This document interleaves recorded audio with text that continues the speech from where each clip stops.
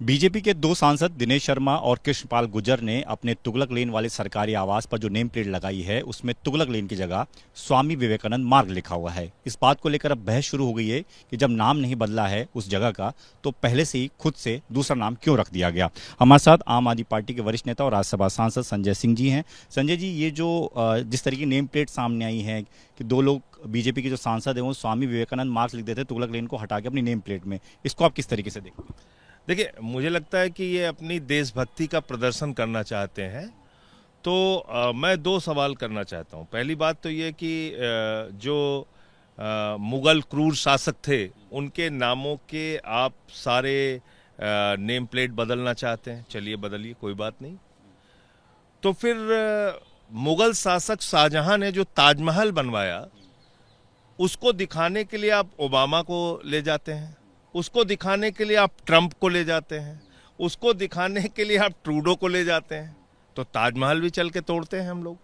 फिर ये जो लाल किला है ये शाहजहां ने बनवाया, वो भी मुगल शासक था। तो वहां से प्रधानमंत्री जी भाषण देते हैं हर साल 15 अगस्त को, उसको भी तोड़ना चाहिए। चलिए फावड़ा लेके हम लोग उसको मिलके तोड़ते हैं। मुझे लगता है कि मुगल जितने भी क्रूर शासक हैं उनके ऊपर चर्चा होनी चाहिए, और अगर आपको यही सब काम करना है बिल्कुल करिए, कोई दिक्कत नहीं है। लेकिन मेरा एक सवाल है कि 200 साल अंग्रेजों का गुलाम रहा हिंदुस्तान, जलियांवाला बाग कांड किया अंग्रेजों ने, हमारे लाखों लोगों को मौत के घाट उतारा अंग्रेजों ने, शहीद आजम भगत सिंह को फांसी के फंदे पे चढ़ाया, शहीद सुखदेव, राजगुरु, शहीद अशफाकुल्लाह, शहीद राम प्रसाद बिस्मिल, शहीद रोशन सिंह, शहीद राजेंद्र लहड़ी, शहीद खुदीराम बोस। इन लोगों को मौत के घाट पहुंचाने वाले कौन थे? क्रूर अंग्रेज शासक। अगर हिम्मत है बीजेपी वालों में, यहां पे लेडी हार्डिंग हॉस्पिटल बना हुआ है, वो किसके नाम पे है? लॉर्ड हार्डिंग जो वायसराय था हिंदुस्तान का, उसकी पत्नी के नाम पे यह हॉस्पिटल बना है। चलो मिटाओ इसको। क्यों बात नहीं करते अंग्रेजों के शासनकाल की?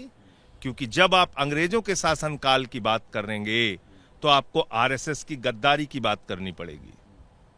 तब आपको बात करनी पड़ेगी कि आरएसएस के लोगों ने, भारतीय जनता पार्टी के पुरखों ने क्रांतिकारियों की मुखबरी करने का काम किया, क्रांतिकारियों के साथ गद्दारी करने का काम किया। इनका इतिहास गद्दारी का है। इन्होंने भारत के तिरंगे झंडे को अशुभ कहा है। बात करो खुल के इतिहास के ऊपर, मैं तो तैयार हूं इसके लिए। तुगलक लेन का नाम मिटाना है, जितने मुगल शासकों की निशानी मिटानी है, हम साथ में हैं। लेकिन अंग्रेजों पे बात करो, और तुम्हारे जो पुरखे आरएसएस के लोग, जिन लोगों ने क्रांतिकारियों के साथ गद्दारी की, उसकी खुली चर्चा होनी चाहिए, और आरएसएस को माफी मांगनी चाहिए कि उसने क्यों तिरंगे झंडे को अशुभ कहा, क्यों उन्होंने क्रांतिकारियों के साथ उनके पुरखों ने गद्दारी की, क्यों आजादी के आंदोलन में श्यामा प्रसाद मुखर्जी ने अंग्रेज गवर्नर को चिट्ठी लिख के कहा कि इस भारत छोड़ो आंदोलन को कुचल देना चाहिए। ये तो ऐतिहासिक सत्य है। बात करो ना, हिम्मत है तो मैं तैयार हूं इसके लिए। आप बुलाओ जहां बात करना चाहते हो। तो जिन लोगों का इतिहास गद्दारी कर रहा है इस देश के साथ, वो क्या बात करेंगे? उनकी क्या हिम्मत है बात करने की?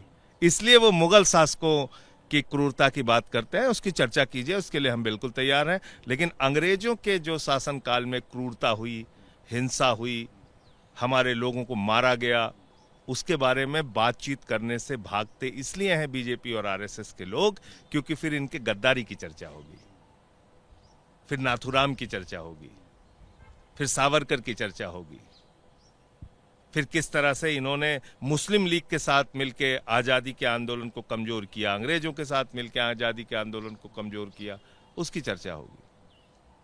ये बातें हैं। संजय जी, बीजेपी तो ये कह रही है ना कि ऐसे क्रूर शासक जिन्होंने हमारे धर्म पर अत्याचार किया, उस पर हमला किया, हमारे देश को हमला किया, उनको हटाने की बात। कहाँ मना कर रहा हूं? मैं तो कह रहा हूं हटाओ ना। तो ताजमहल जिस दिन तोड़ना है हमें भी बुला लेना, हम भी चलेंगे। उसको दिखाने के लिए तो ट्रंप को भेजते हो, जो माय डियर फ्रेंड है मोदी जी के, ट्रंप और ओबामा, उनको तो भेजते हो। ताजमहल वो किसने बनवाया? वो तो शाहजहां ने बनवाया। लाल किले से जहां भाषण देते हैं मोदी जी, वो किसने बनवाया? वो भी तो शाहजहां ने बनवाया।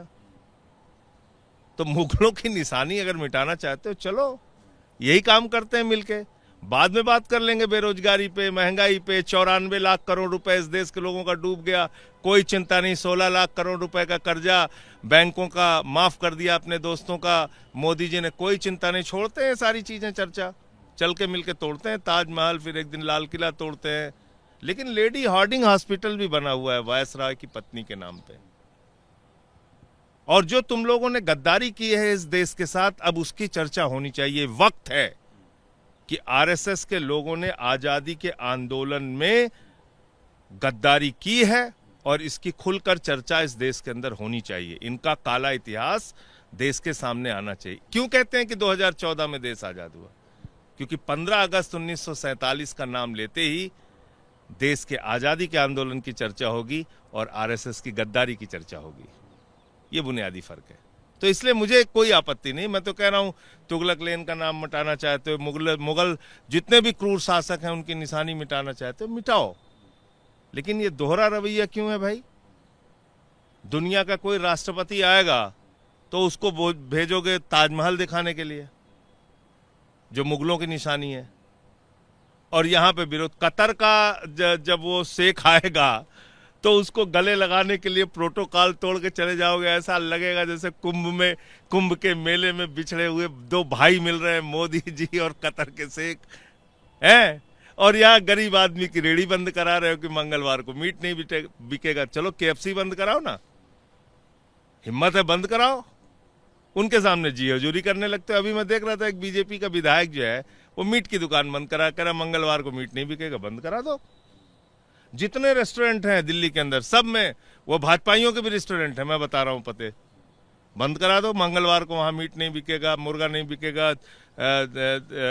मछली नहीं बिकेगी, बंद कराओ। जितने एम्बेसीज हैं मोदी जी से कहो बंद करा दें एम्बेसीज सारी, वहां कोई मीट मुर्गा मछली नहीं बिकेगा। किस ओर ले जाना चाहते हो हिंदुस्तान को भाई? क्या करना क्या चाहते हो तुम लोग? देश को डुबा दिया, देश की अर्थव्यवस्था डुबा दी, खत्म कर दिया इस देश की अर्थव्यवस्था को, कटोरा पकड़ा दिया नौजवानों को। और हर दिन देश के शेयर मार्केट पे बात ना हो, बेरोजगारी पे बात ना हो, इसलिए कोई ना कोई फालतू के मुद्दे लेके आ जाते हो। मैं चर्चा करने के लिए तैयार हूं, लेकिन आरएसएस की गद्दारी के इतिहास पर और तिरंगे झंडे को जो उन्होंने अशुभ झंडा कहा था, इस ऐतिहासिक सत्य पे चर्चा होनी चाहिए। और अंग्रेजों ने देश के ऊपर जो क्रूरता की, उसकी चर्चा भाजपा क्यों नहीं करते? क्योंकि इनके पुरखे उनकी दलाली करते थे। मैं कह रहा हूं। एक आखिरी सवाल सर, संभल का सीईओ है अनुज चौधरी, एक बड़ा विवादित बयान दिया है, कहा है कि साल में 52 बार जुमा आता है, होली एक बार आती है।